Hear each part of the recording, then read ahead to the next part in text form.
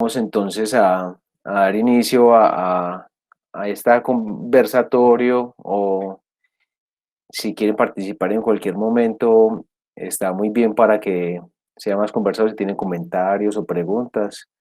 Me gustaría escucharlos o si quieren esperar hasta el final, pero si en algún momento quieren opinar, muy bien. Hasta el doctor Juan David Palacio puede participar.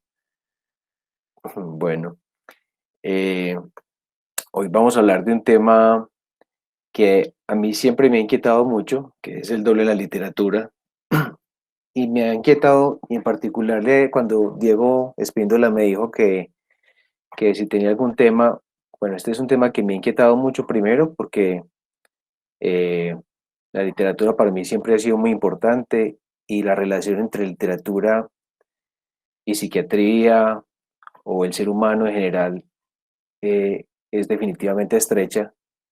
No hay nada de la literatura que no trate sobre la humanidad. Hasta Rin Renacuajo tiene que ver con el ser humano y este tema no es la excepción.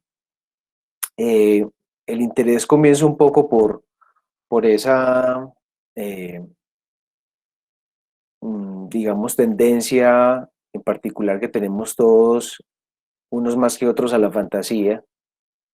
Y recuerdo una época del pregrado en que caminando de pronto yendo a la universidad en el invierno y los charcos que se hacen entre la acera y la calle, veía un poco el reflejo mío en el pavimento.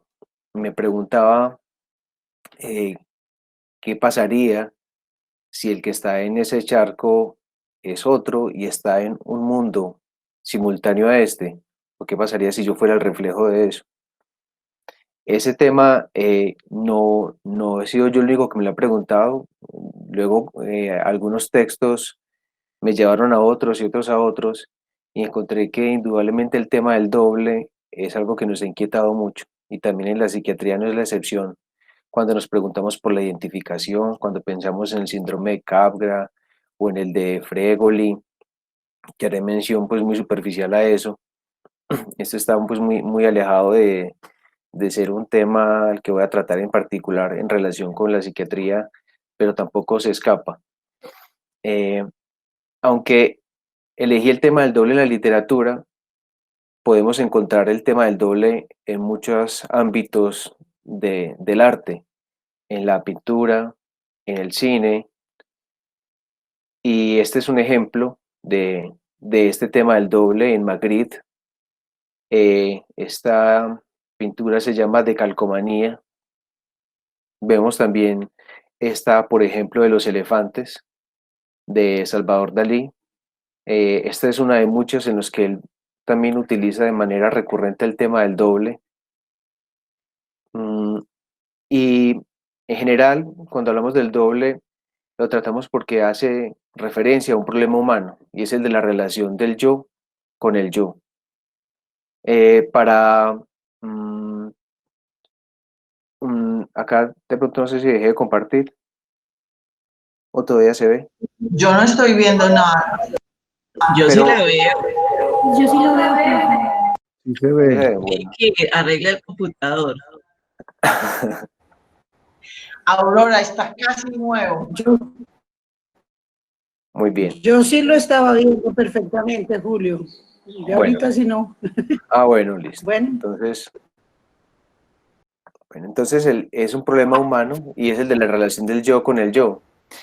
Pero esto para muchos autores, por ejemplo, para Friedrich, dice, cualquiera de nosotros puede ser el hombre que encuentra su doble, y esto anticipa mucho, por ejemplo, la obra de José Saramago, El hombre duplicado, que más adelante vamos a mencionar, más adelante mencionaré. Entonces haré referencia a algunas obras literarias, de pronto alguna reseña de esas historias. Esto no es, va a ser un tratado del doble de la literatura, sino simplemente como una invitación a curiosear sobre el tema, a hacer referencia a algunos libros de mi interés, eh, y a invitarlos a preguntarse sobre este tema desde diferentes perspectivas. Para Tenicio decía algo y es, soy un ser humano y por lo tanto creo que nada del humano me es ajeno. Sin embargo, cuando vemos el tema del doble, a veces parece que los personajes son ajenos a sí mismos Y es esto lo inquietante en muchas de las obras literarias, especialmente, por ejemplo, en William Wilson de Edgar Allan Poe, que también haré referencia a ella después. Eh, de alguna manera, este libro es importante, El doble de Otto Rank. Este es un ensayo sobre el doble en la literatura, pero también hay muchos ingredientes del psicoanálisis en esta obra. Otto Rank hace referencia a este tema, inspirado en parte por una película del año 1913, aunque hay otra versión de la misma película del año 1926, que es El estudiante de Praga. El estudiante de Praga mm, hace referencia, eh, bueno, esta obra el guión es de Ewer, y hace referencia a un estudiante, Baldwin, un espadachín, el más importante de Praga, que después de tener una vida muy licenciosa y de perder de manera importante dinero, etcétera, pues ansía riqueza. Y de alguna manera el, el diablo, muy como a la obra de Fausto de Goethe, él le ofrece un intercambio y es darle dinero, riquezas, pero a cambio de algo que haya en su habitación. Eh, entonces Baldwin se ríe, eh, y firma ese contrato, viéndolo muy modo de chiste, y le dice, bueno, yo quiero algo de su habitación, y él dice, ¿cómo qué? Y está entonces Baldwin frente al espejo, y el diablo le señala el espejo. Ahorita voy a ver si logro compartir un tráiler pequeño de esta película que de hecho está en YouTube. La versión de 1913 dura más o menos 56 minutos y la de 1926 dura más o menos como una hora y media. Me parece mejor la primera. Entonces, luego les contaré un poco qué continúa pasando en este tema. Entonces, el estudiante de Praga comienza a despertar la curiosidad de Otto Rank, siendo un tema que ya había tocado antes, pero lo hace de una manera más extensa, refiriendo muchas obras, mm, pero yo no me referiré a todas ellas, solamente voy a referirme a las que he leído, y algunas de esas pues he olvidado, algunas las he vuelto a releer para tratar del tema. Pero para Otto Rank, el tema del doble surge desde esa inquietud primitiva también del ser humano y ese deseo de autoperpetuarse, de ese deseo de alcanzar la mortalidad. Hay una relación importante entonces entre el doble y su sombra, el doble y el alma. Eh, Otto Rank dice, la necesidad de autoperpetuación del hombre, la necesidad de inmortalizarse, condujo al desarrollo de la civilización y de sus valores espirituales. El concepto primitivo del alma, como la dualidad, la persona y su sombra, aparece en el hombre moderno en el motivo del doble, que por un lado le asegura la inmortalidad y por el otro anuncia amenazadoramente su muerte. Estas dos líneas, la búsqueda de la inmortalidad, pero también el temor a ese otro, es usualmente la forma en cómo ha sido abordado el doble en la literatura. Mm, Vemos que para los hinduarios, por ejemplo, había una diferencia entre cuerpo, asu, principio vital, que correspondería en ese momento a la psique de los griegos, el manas, que es la sede de la mente, la voluntad y las emociones. Para los griegos en ese entonces era más el principio vital situado en la cabeza, pero también lo diferenciaban del timos. El timos sería entonces esa mente o conciencia localizada en los frenes o pulmones, y el eidolon es la forma fantasmal del cuerpo. Sin embargo, luego la psique va a condensar tanto el concepto de timos como de psique. En el siglo VI, como les decía, la psique ocupa ambos lugares, la de psique y timos, y se considera el yo esencial, la sede de la conciencia y principio vital.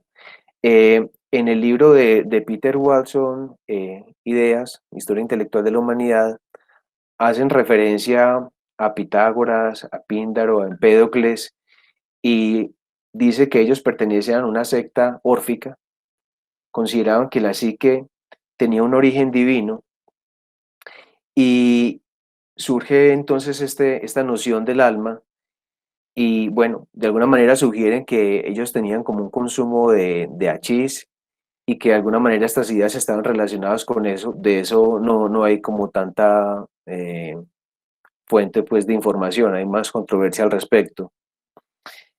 Vemos como en el primer Alcíbiades sobre la naturaleza humana, la obra de Platón, voy a leerles acá un diálogo entre Sócrates y Alcíbiades, su alumno, y en este diálogo no solamente vemos el tema del doble o el reflejo como algo inquietante, sino también como algo que hace parte de la construcción del ser humano y la visión de sí mismo. Entonces Sócrates dice, pregunta, ¿has observado que siempre que miras en tu ojo ves, como en un espejo, tu semblante en esta parte que se llama pupila, donde se refleja la imagen de aquel que en ella se ve? Alcíbiades, es cierto. Sócrates, un ojo, para verse, debe mirarse en otro ojo y en aquella parte del ojo que es la más preciosa, que es la única que tiene la facultad de ver. Alcíbiades, ¿quién lo duda? Sócrates, porque si fijase sus miradas sobre cualquier otra parte del cuerpo del hombre o sobre cualquier otro objeto, a menos que no fuese semejante a esta parte del ojo que ve, de ninguna manera se vería a sí mismo. Tienes razón, respondió Alcíbiades. Un ojo que quiere verse a sí mismo debe mirarse en otro ojo y en esta parte de ojo, donde reside toda su virtud, es decir, la vista. Alcíbiades, ciertamente.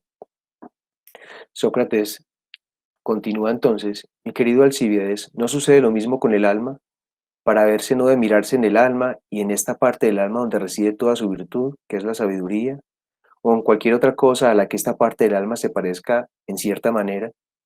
Entonces vemos también cómo en esta construcción del reflejo es también la visión de nosotros mismos en el otro. Acá ya tocando pues más como el tema de lo filosófico, pero de alguna manera tiene que ver sin duda con eh, las ideas que surgen en relación al otro y al doble. Acá tenemos esta imagen de Caravaggio, donde Narciso se ve en su reflejo.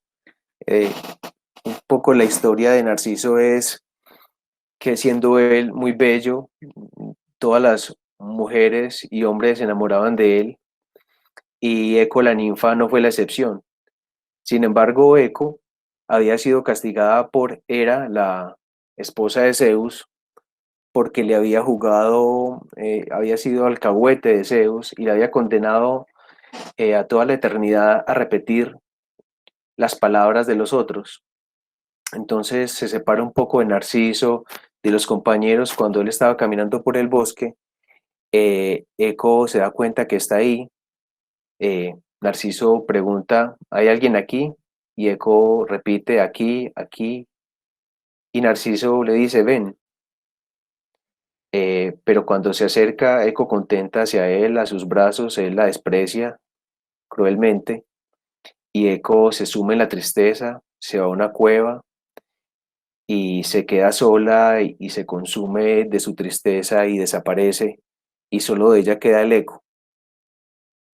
Eh, Némesis, al ver la actitud de Narciso, lo condena a contemplar y enamorarse de su reflejo eternamente hasta que él sucumbe a esa imagen y cae al agua y de ahí surge la flor de Narciso. Eso es un poco alguna de las versiones porque, bueno, hay muchas versiones de los diferentes mitos, pero ya vemos una de las primeras. Y acá este tema del doble que se ve reflejado también se trata mucho en las obras literarias posteriores. Ya decía alguien pues que todo lo que está escrito ya estaba escrito en los griegos y también se verá, como vamos a como señalaré después en el retrato de Dorian Gray, de Oscar Wilde, en William Wilson, de Edgar Allan Poe, precisamente en El estudiante de Praga, que ahorita si, les compartiré el video, ocurre algo similar al final de la película que no quisiera pues tampoco comentar todo completamente para no tirarme en la curiosidad de algunos sobre estas obras. ¿Me escuchan hasta el momento? Sí, profe. Sí, listo.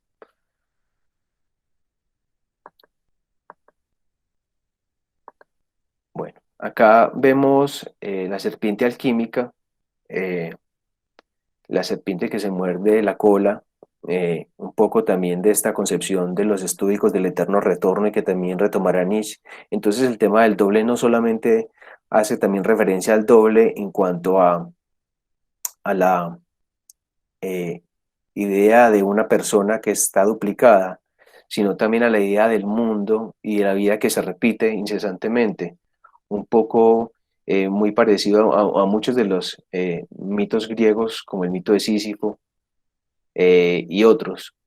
Mm, esta imagen también, no sé si alguien recuerda la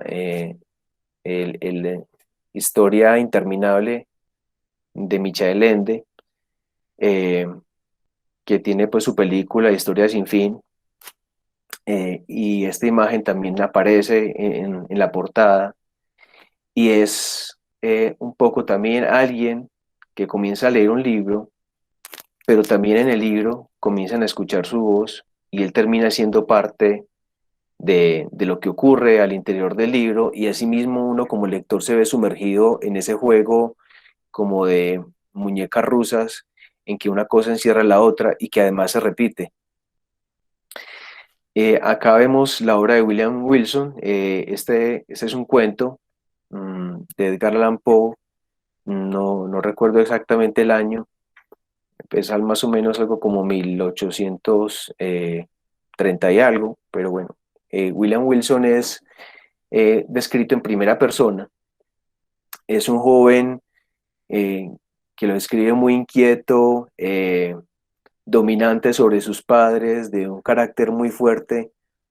Diríamos que tal vez sea un TDAH, no sé, pero él ingresa a una escuela, pero resulta que cuando ingresa a esa escuela, y él ingresa como los compañeros, como en un internado, por decirlo así, conoce a alguien que tiene su mismo nombre, William Wilson, que ingresó el mismo día que él a la escuela, que tiene la misma fecha de nacimiento de él. Sin embargo, no tienen ningún tipo de parentesco. Se parecen, eso sí, en su porte, en la forma en cómo se visten, en la estatura, en los contornos. Y William Wilson, quien narra la historia, eh, de alguna manera cuenta esta rivalidad entre ellos, pero cómo en la medida que son rivales también son muy amigos y cómo esta amistad y esta rivalidad comienza a angustiarle de manera desbordada hasta que él decide marcharse del internado. Una noche en la que él, por jugarle una broma a su rival y amigo William Wilson, se acerca, lo ve acostado y se ve reflejado tal cual en él. Entonces él se va, comienza a tener una vida licenciosa, como veremos que es muy característico en los personajes del doble, la vida desbordada, instintiva, dionisiaca, eh, y el otro tal vez que configura por un lado las mejores virtudes y de alguna manera como el doble se convierte entonces también el perseguidor del personaje. En este caso, él sigue teniendo conductas de bebidas, orgías, etcétera, pero siempre en el momento preciso en el que va a cometer algún acto arriesgado para él mismo o para otros, aparece el otro, William Wilson, en una manera fugaz y se desvanece. Él comienza a inquietarse porque no importa para los lugares a los que se desplace, Roma, París, Egipto, etcétera, aparece William Wilson, aparece como una sombra y él lo distingue por la forma, en el tono de voz en el que habla, en el murmullo característico del doble, del duplicado de él. Al final del cuento, no me lo va a tirar del todo, eh, están en una fiesta de disfraces, él le gusta a una de las chicas, sin embargo aparece el otro, William Wilson, con el mismo disfraz que él, y él, lleno de ira, va, lo busca y está dispuesto a matarlo, y bueno, les dejo ahí como por curiosidad para que lo lean. O les cuento mejor, me dicen ustedes qué prefieren. El estudiante de Praga, esta es acá una imagen de la obra de 1913, de la película de 1913 que ya les había contado antes. Voy a ver si, voy a correrla y me dicen si se ve bien la imagen. Dura aproximadamente 2 minutos.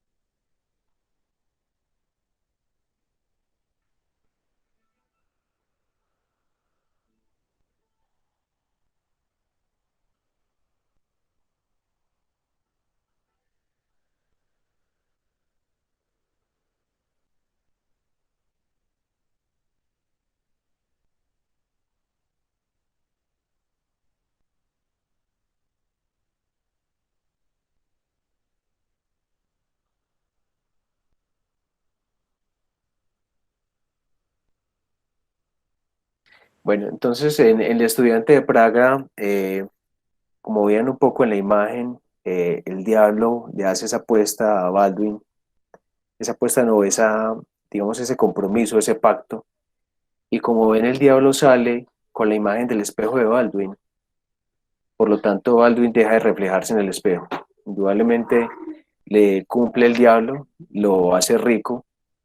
Baldwin se acerca a la hija de una figura importante de la burguesía que ya estaba comprometida. Eh, él la busca a ella, está seducido por la ambición, por el poder.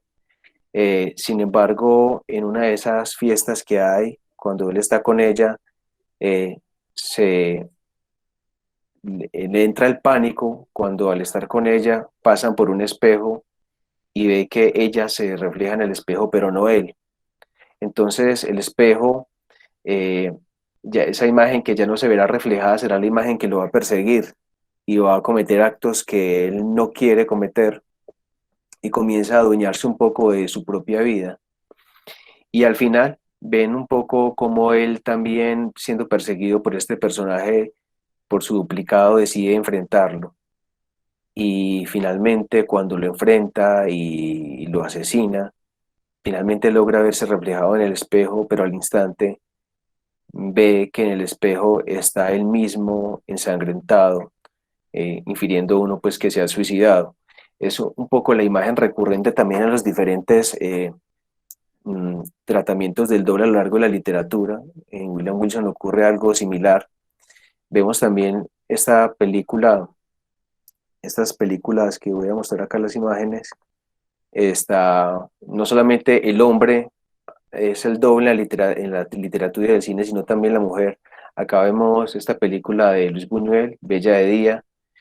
Realmente no es ella como doble, pero sí que tiene dos vidas.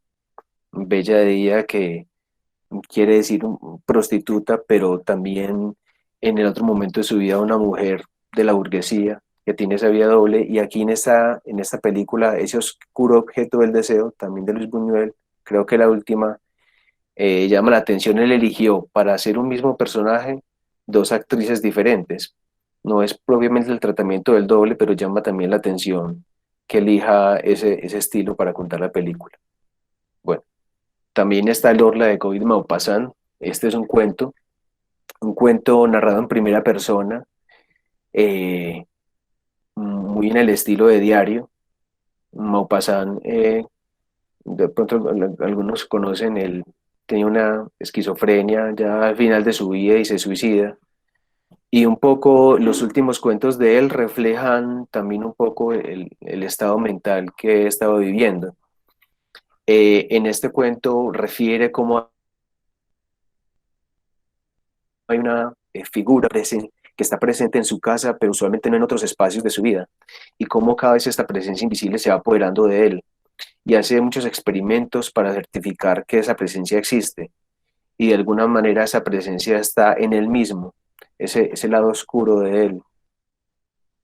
En el retrato de Dorian Gray también vemos un poco la imagen del espejo. Eh, Dorian Gray, que quiere estar eternamente joven, mm, logra mantener eso, pero cada vez va siendo un personaje más frío y va odiando más esa parte fría y cruel de sí mismo. Y en la medida que él permanece joven, el retrato que él tiene escondido va cargando con todos sus defectos morales, por decirlo así. Y también al final ocurre algo parecido a lo que vemos en El estudiante de Praga y en la historia de William Wilson. Entonces, este es otro ejemplo del tratamiento del doble en la literatura. Mm, Acá me salté, voy a mirar si lo encuentro por acá. No lo veo. Bueno, pero antes de tratar el hombre duplicado de Saramago, es necesario hablar también del doble de Dostoyevsky.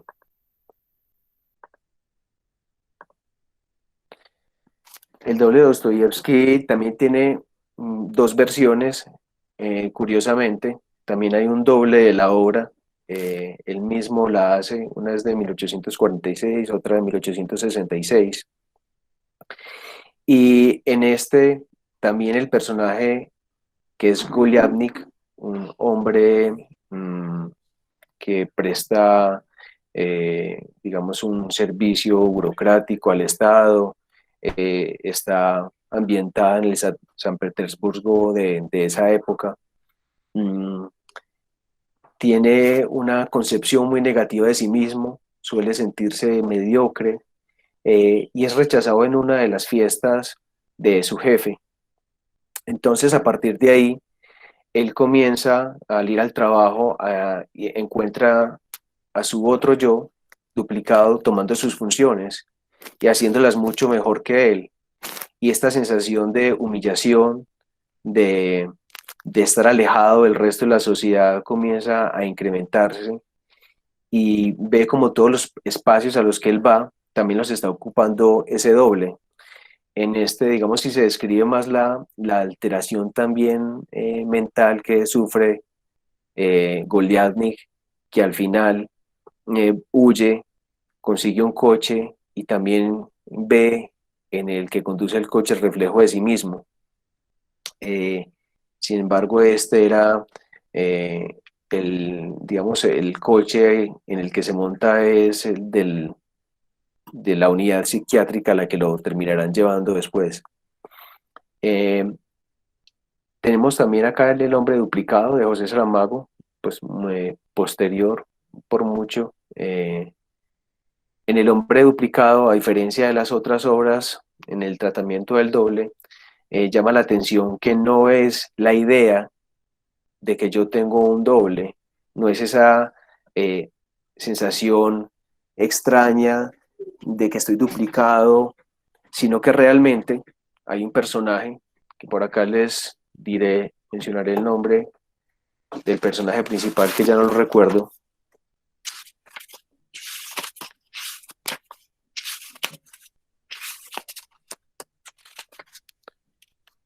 Tertuliano Máximo Afonso, que es un profesor de historia, está algo aburrido. Su amigo le recomienda al principio de la obra que por qué no se pone a ver algunas películas y le recomienda algunas. Y después de ver la película, él queda con una sensación extraña. No logra precisar que vuelve a ver la película y uno de los personajes es claramente él mismo. Por lo tanto, acá ya no es el doble que de un momento a otro veo, sino el doble que siempre ha estado, ese otro yo, esa persona que tenía sus mismas características físicas. Le llama la atención que este personaje tiene algo así como un bigote que él no tenía, por lo tanto no era tan exacto como él, pero él va a, al archivo de la película, ve más o menos cuándo fue elaborada y se da cuenta que las fotografías que él tenía de ese entonces, él luce exactamente igual y hace esa búsqueda a través de las diferentes fotografías que él tiene, las diferentes películas que él tiene y se encuentra él mismo. Entonces comienza a hacer una búsqueda eh, hasta dar con el paradero de ese otro yo y en algún momento pues de la obra ellos hacen un pacto, deciden hacer un intercambio y bueno, no les cuento más, pero acá ya el tratamiento no es el de esa conciencia del doble, sino encontrar exactamente el doble. De alguna manera a muchos nos habrá pasado que nos dicen o le hemos dicho a alguien, me parece haberte visto en algún otro lugar.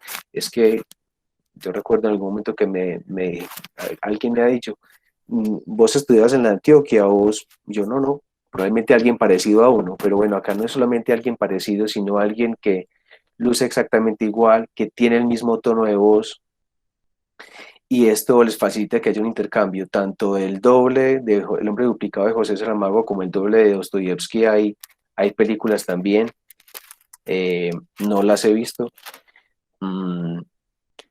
También tenemos el tema del doble en Pessoa.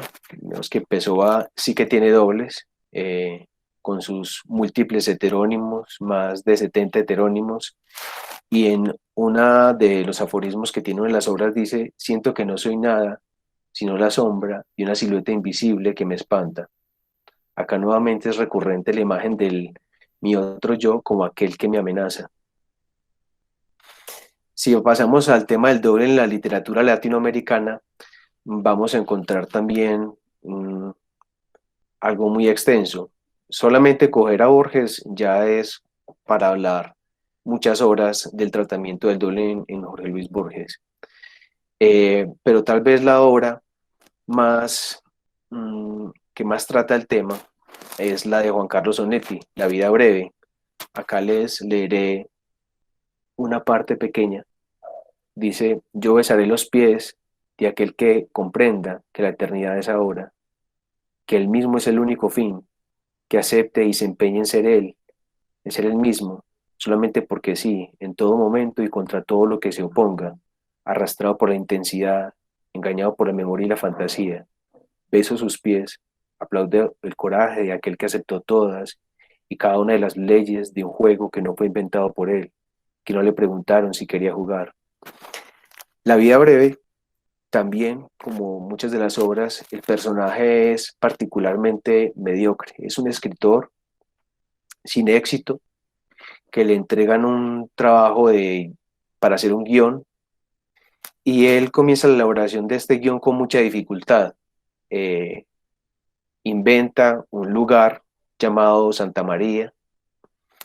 Eh, Sin embargo, mientras que él va haciendo la obra, comienza también a estar atento en lo que ocurre en el apartamento de al lado y escucha las aventuras amorosas de una prostituta y él comienza a sentir curiosidad y se da cuenta un poco de la situación que ella está viviendo y como uno de sus amantes que no le correspondía como ella quisiera no se presenta. Entonces él se presenta donde ella, como uno de los amigos de esta persona y comienza a establecerse una relación.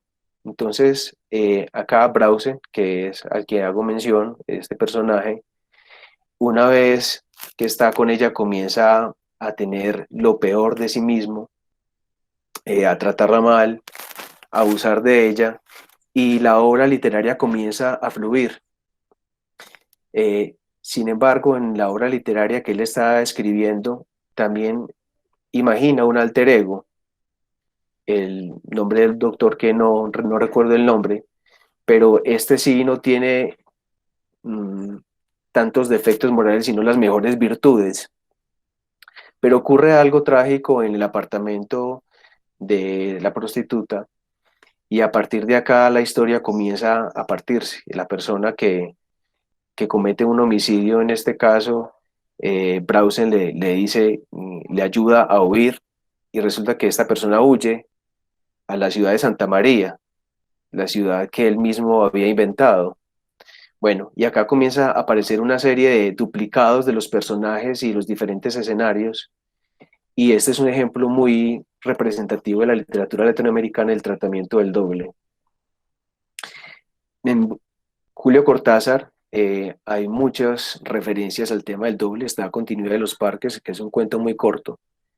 En Continuidad de los Parques, el personaje está leyendo una obra y de alguna manera él también, como el cuento es muy redondo, muy también como la serpiente alquímica, termina al final, el final del personaje que lee es el mismo personaje, el final de la obra, y para no contar pues mucho.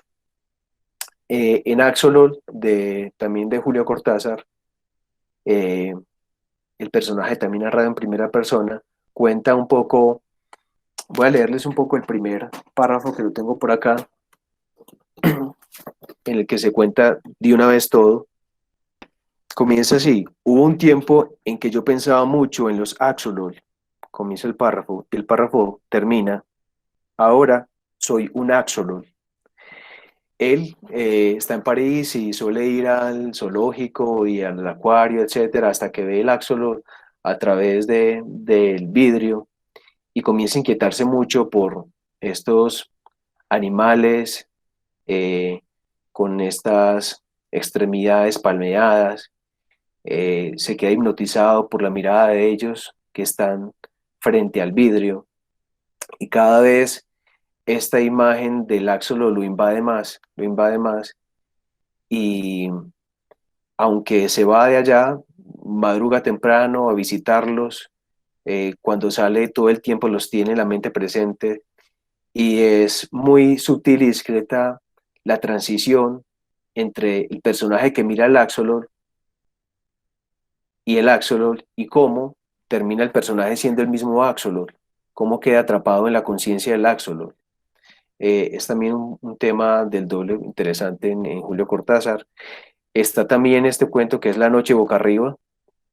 La noche boca arriba cuenta la historia de alguien que saca su motocicleta de un hotel, el portero se la cuida, él sale en la motocicleta, describe un poco la frescura de la tarde, pero por imprudencia de una señora, él tiene un accidente y en este accidente afortunadamente no pasa nada grave ni para la señora ni para él sí tiene que hacer un procedimiento quirúrgico por una fractura, pero nada complicado. Sin embargo, después de la recuperación, él comienza a hacer unos episodios febriles en los que cae en un sueño profundo, en una pesadilla, y en esa pesadilla él tiene esa imagen, la sensación de que es un moteca perseguido por los aztecas, y él huye. Sin embargo, por momentos él despierta de esa pesadilla y despierta nuevamente en el hospital, escucha las conversaciones de sus compañeros que dicen que él tiene fiebre, que bueno, que a mí me pasó algo parecido, y él siente esa tranquilidad, volver al hospital, pero vuelve a caer nuevamente en ese sueño continuo en el que él sigue siendo un indio que huye del sacrificio al que va a ser expuesto, y de alguna manera el cuento termina un poco también a la manera, de una manera muy especular, siendo el sueño no este en el que el indio huye, sino ese en el que un hombre del futuro que estaba sobre un insecto metálico, entre paréntesis una motocicleta, es atropellado. Entonces está también ese doble no solamente en el mismo tiempo, sino a través de los tiempos del pasado y del presente y del futuro. Hay otro cuento muy interesante de Julio Cortázar, también habla de un profesor de historia como en El hombre duplicado, que es Distante Espejo. En Distante Espejo mm, es un personaje muy interesado, obsesivo con sus lecturas, ermitaño, con poco contacto con los demás. Después de las clases va a leer todo el tiempo sus obras, está lleno de libros su cuarto. Sin embargo, siente la imperiosa necesidad de salir de la habitación y dar un paseo eh, por su pueblo, Chivilcoy, si mal no recuerdo, y él comienza a caminar y es como una voluntad ajena que lo va moviendo y se acerca al parque y pasa por la casa de una de las personas a las que tiene cierto aprecio en el pueblo. Le toca la puerta, sin embargo, nadie abre, nadie va. Él, por esa misma fuerza extraña, entra a la casa que tiene la puerta, si bien cerrada, sin llave, sin seguro. Él abre y cuando entra a esa casa, ve que es la misma casa de la que él salió, la misma sala, la misma disposición de los espacios, la misma puerta de su habitación, e ingresa, abre la puerta y se ve a él mismo en esa habitación, estudiando, leyendo el libro que había dejado de leer al salir de esa habitación. Él se queda paralizado de terror y el otro yo, el duplicado de este personaje que no tiene nombre en el cuento, pasa cerca de él ignorándolo como si fuéramos nosotros cuando pasamos al lado de un espejo, que no prestamos mucha atención en ello. Entonces él huye, regresa a su casa, siente que todo ha sido una pesadilla, una mala jugada de esa tarde, retoma sus libros, sin embargo sigue inquieto por eso, comienza a hacer escribe sobre el escritorio con una cuchilla sus iniciales. Eh, bueno, al día siguiente él se acerca nuevamente donde la amiga que nunca estuvo, la visita, y para tranquilidad de él encuentra que la casa de ella es distinta de la de él, que todos los espacios son diferentes y tiene la tranquilidad que todo no ha sido más que una pesadilla, un mal sueño de la vigilia. Sin embargo, cuando entra a la habitación, a la sala, ve un escritorio,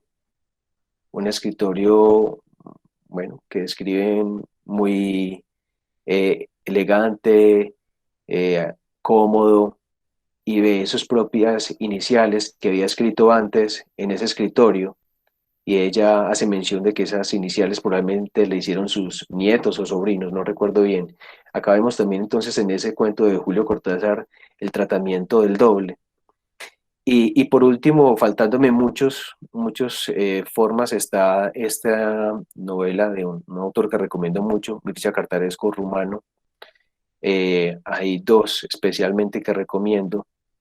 No son las principales obras de él, las principales son Solenoide y está Segador, que es una trilogía. En este es una colección de cuentos, Nostalgia. En uno de los cuentos, titulado Mendevil, habla de un personaje, de un niño de aproximadamente 10 años o menos. Bueno, por aquí lo iré buscando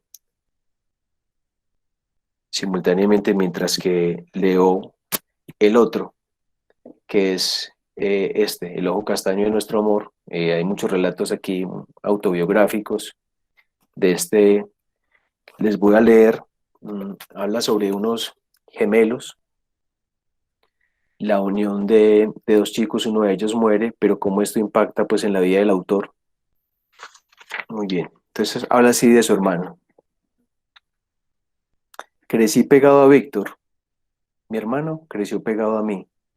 Los dos mirábamos fijamente a mi madre, con las caras tan juntas, con un amor tan radiante que nuestros ojos se deformaban, se volvían acuosos, un agua castaña oscura, se estiraban como bolitas de mercurio, se rozaban y se convertían finalmente en un único ojo grande y sabio y omnicomprensivo.